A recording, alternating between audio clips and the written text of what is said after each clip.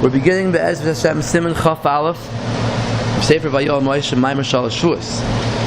And the subject is that the Rabbi is discussing that before the Geula, Yidden won't come back there to Israel altogether. There will be a few, but not everybody. And therefore you can't say, like the Avnei Nezer, that it's possible in certain circumstances, if the Goyim give permission for all the Yidden to come, that it won't be an Aveira of the Shalosh Shevuos to go up. That's what he's trying to prove.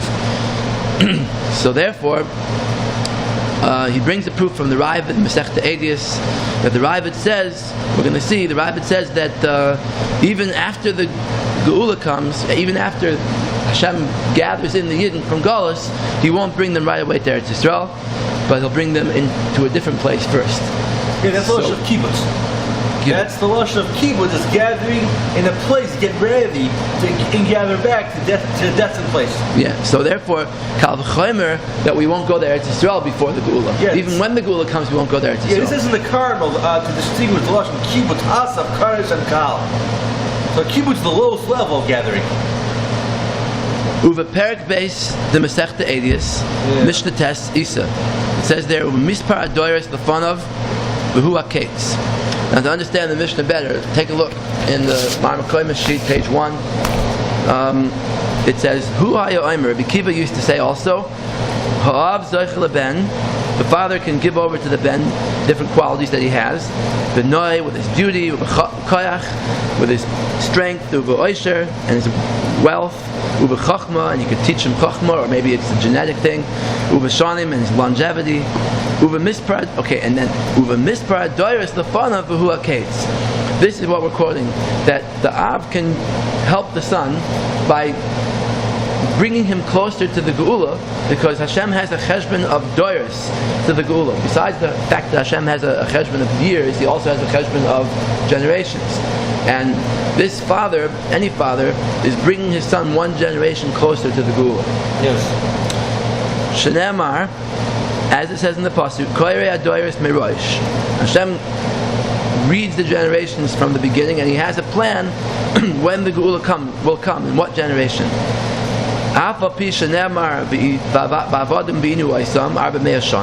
Even though Hashem gave an end in years to the Galus Mitzrayim, 400 years, and when he's talking to Abraham Avinu here, he's telling him it will be 400 years. But the Nemar also says V'dor Revi Yashuvu Heina, that the fourth generation will come back there to Israel. So it depends on generations as well. So the Ravid here is on the bottom here. It's one of the Mefarshim. And he says, Tema, Mani Tema, I have a kasha. Lamu hu noisten veis kitzim b'shanim v'doros. How can Hashem give two different end times, one in years and one in generations? Which is it? V'oid kashali, another kasha, ha'ad katoni afapi. This is it says, even though it says, Shneimar ba'avodim b'inu oisam arba me'ah shana, even though it's 400 years, still, v'amar do'ar revi yashuvu heinam. So he says, "My apapi ikahacha." What's the even though? V'haloi zekates the shibud, zekates the bias arts. They're not a steer. These two end times are not a steer, because one is talking about that they'll be slaves in Mitzrayim for 400 years, or till the end of 400 years from Yitzchak's birth, and the other one's talking about that they'll come back there to Israel in the fourth generation. So it's not a steer. Ubein zel zeh mem shanim. Between the two things, there was 40 years when the Yidden were in the Midbar. But nearly, so the Ravid answers that one kasha answers the other. In the Chanami, one's for the Shibud, one's for the coming to Eretz Yisrael. The high the kamer of a mispredoris the fun of who akates hachinami kamer. That's proof what it means. It means that there's two different end times. Even though there's a year when the Galus will end, with the Shibud Shalhem, their subjugation to the nations, for the good things that Hashem is going to give to us at the end of Galus, that's totally in generations.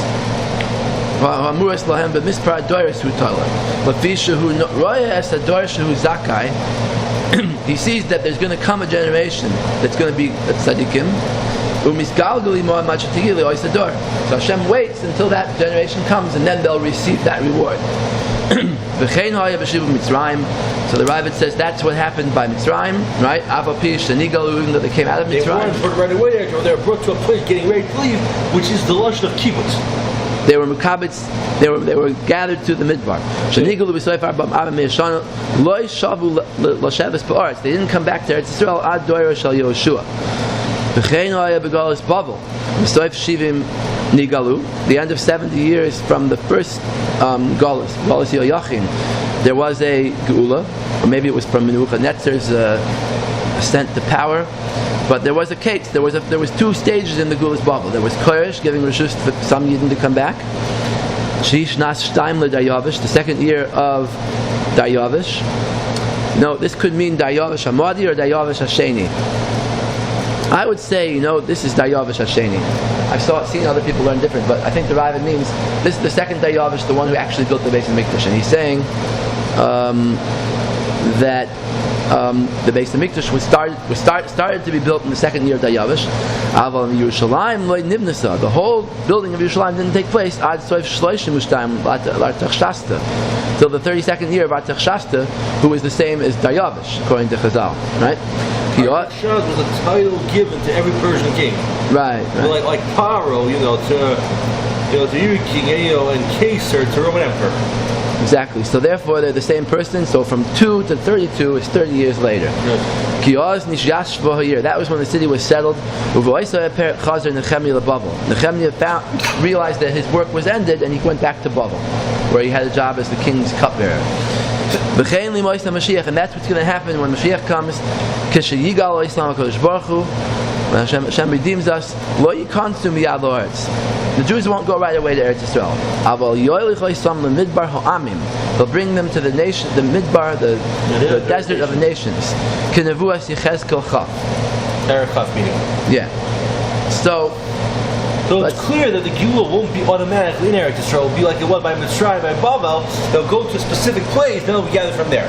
And you see, even compare the so-called miracles in Israel, it's stupid, because all these miracles took place out of Eretz Yisrael. The miracles all took place in Mitzrayim, and not actually in Eretz Yisrael. So they can't be serious, therefore. The comparison can't be serious. Because a miracle in Mitzrayim is greater, you're saying? No, what I'm saying is, these miracles all happened in Chutz La'aretz at a time when they didn't, so to speak, have the Kiddush Haaretz. Because they say, because of the holiness of Israel, that's why we have these miracles. But we see it's not true. We see we had miracles in Mitzrayim, we had all these miracles, and in the desert, we're together around Eretz Yisrael.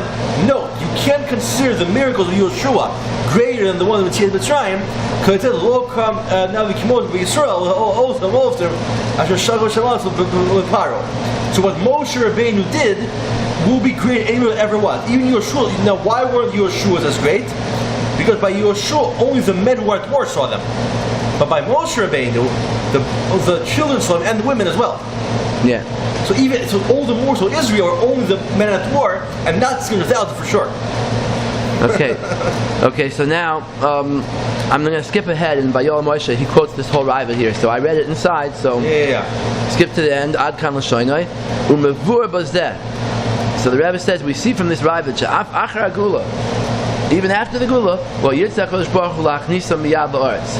Kodesh Baruch Hu won't bring the Yidden right away to Eretz Yisrael. Ad she'yu koydem b'midbar shesham yiyeh habirur. They'll be in the midbar, and there there'll be a sorting out. And this sorting out is mentioned in Yechezkel. He didn't quote, the Rabbi didn't quote the whole thing, but we're going to look at it now inside. Take a look. Page 3, Maamar Koimis. This is the Mishnah Adios, right?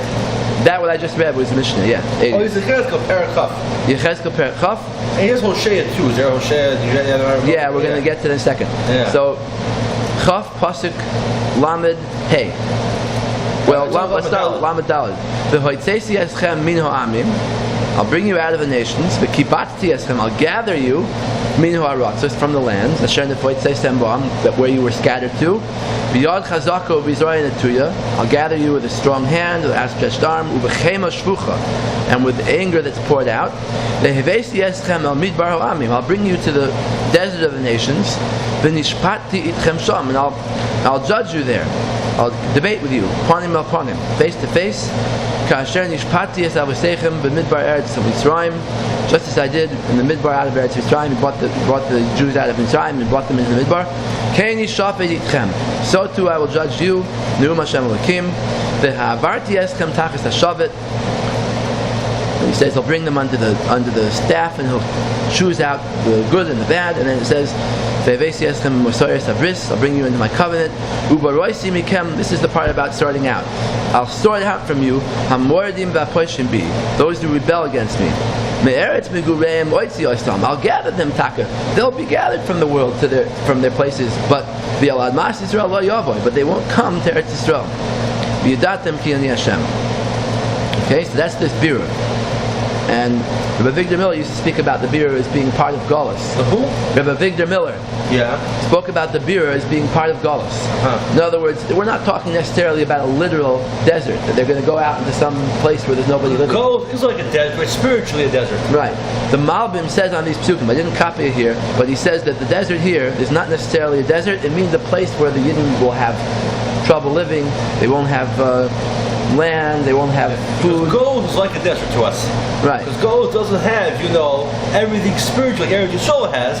So us being in gold is like being in desert. Oh, by the way, maybe we'll get details now, but the Dubner Maggid even says on Parshas Bamidbar that us being gold is like being in a desert. So to prepare us for the future goals, we're put in a desert first. That's to prepare us for Golus. Because Golus is like a desert. Oh, okay, yeah. Good. So I won't say it, but there's a whole big thing about this, how the whole point of that was to prepare for the future Golus. Right. So it wasn't permanent redemption. It was not meant to be permanent. So in this desert, the spiritual desert of Golus, that's where Yidden are going to be sorted out. And it's Hashem's tool. Rabbi Victor Miller brought another pasuk in Navi in Amos. It says that kasher yinoya bakvara, just like a person sorts out grain in a sifter, that's what Hashem's doing in Golus. He's sifting out the bad from the good, and he's bringing only the good Yidden back to Eretz Yisrael. Because they're all mixed together, there's no sorting. Only scare them out, then you can distinguish. So it could be this idea of gathering all the Yidden from all over the world to one place is like sort of like a country like America, where there's all kinds of people mixed into one place, all from different countries. That's the idea of this midbar. It's a place where all the Yidden they're gathered, but they're not gathered there at Yisrael. They're gathered to another place where they could be sorted. Okay, and by the way, even in other places, there's no such thing as any country in the world that has purely that nationality. Yeah, nowadays it's becoming very rare. Even hundreds of years ago, there were people who said how we have so many people gathered to our country. So if there's not one country, even now, they purely had this nationality. It's not even North America. So now in Vayoel Moshe it continues. Don't put this away yet. Those who remain after this sorting, Yasu Tshuva Shlema, they'll do complete repentance. Now what's this Hosea? The Rebbe doesn't say where Hosea is, but it's in Pittel Base. And notice Rashi mentions it in his Pirush on Yecheskel. Look at the bottom of Yecheskel. I highlighted it here. Rashi says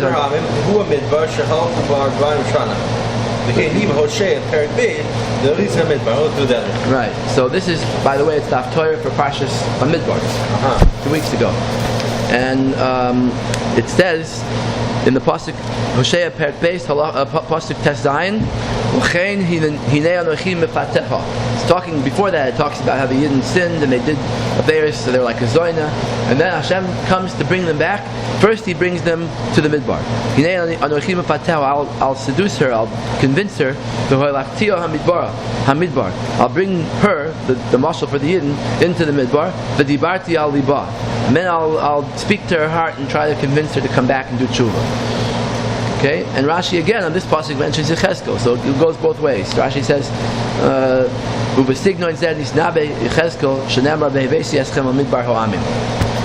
clearly this is what Satmar Rebbe means when he says Hosea.